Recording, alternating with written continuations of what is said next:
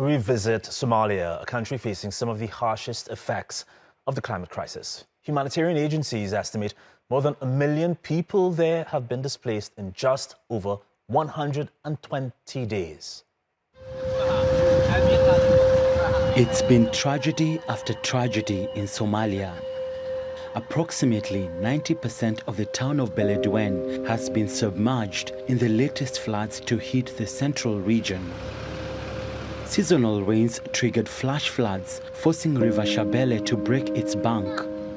Homes, crops and livestock have been washed away, while schools and hospitals have been temporarily closed. Mualim joins us from Mogadishu. He's a policy and partnership advisor at the Somalia Disaster Management Agency. Mohammed, thank you so much for being on the program, although it's not under better circumstances. Thanks nonetheless. Firstly, it's been crisis on top of crisis in Somalia. How are people there coping at the moment? It's a very difficult situation for most of the Somali population right now because it's a cynical environment where we are pretty much in between droughts and floods. So it has been a vicious cycle for some time, and it seems to be getting a lot worse recently. Yeah, there's just no rest for people in that general Horn of Africa region. So I understand $2.4 billion has been pledged to the Horn of Africa region, although the UN says $7 billion is really needed. What is that money going to do for Somali people?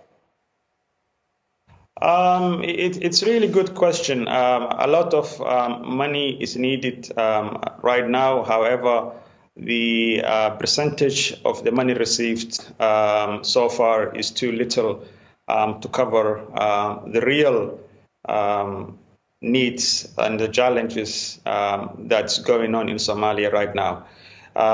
Should Somalia receive that amount of money, it should first and foremost be dealing with the urgent humanitarian situation, and then hopefully build up to frameworks for strengthening resilience frameworks for the average Somali people that are between droughts, floods, and a conflict. And of course, situations like this just increase the number of people who are displaced, who have to go to other countries to find safer places to live. Is Somalia getting help from neighboring countries on this issue?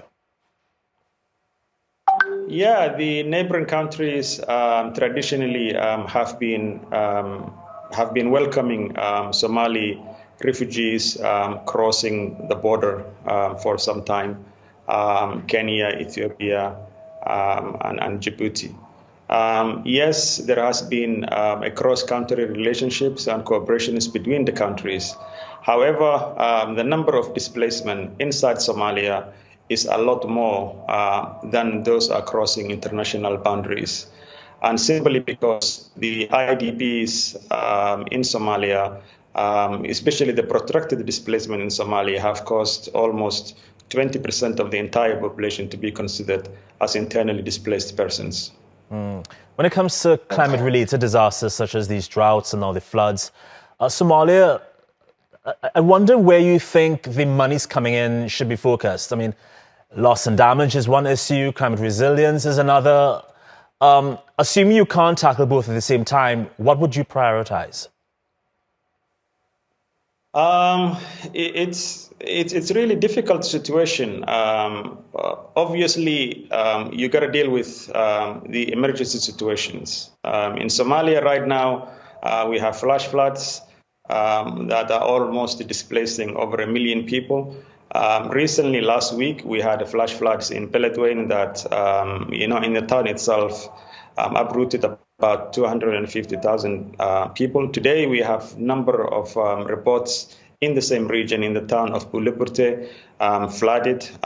2 weeks before, we had a big flash floods in a town in Gedo region in Jubaland, where 20 people have died and over 100,000 people have been displaced. It's an emergency situation, really, and you got to be dealing with that emergency situation, then go into more long-term resilience and recovery programs. Mohammed, we really feel for you and the Somali people. Please allow us to touch base with you in the future just to get an update on this situation. Thank you so much for appearing on Just 2 Degrees.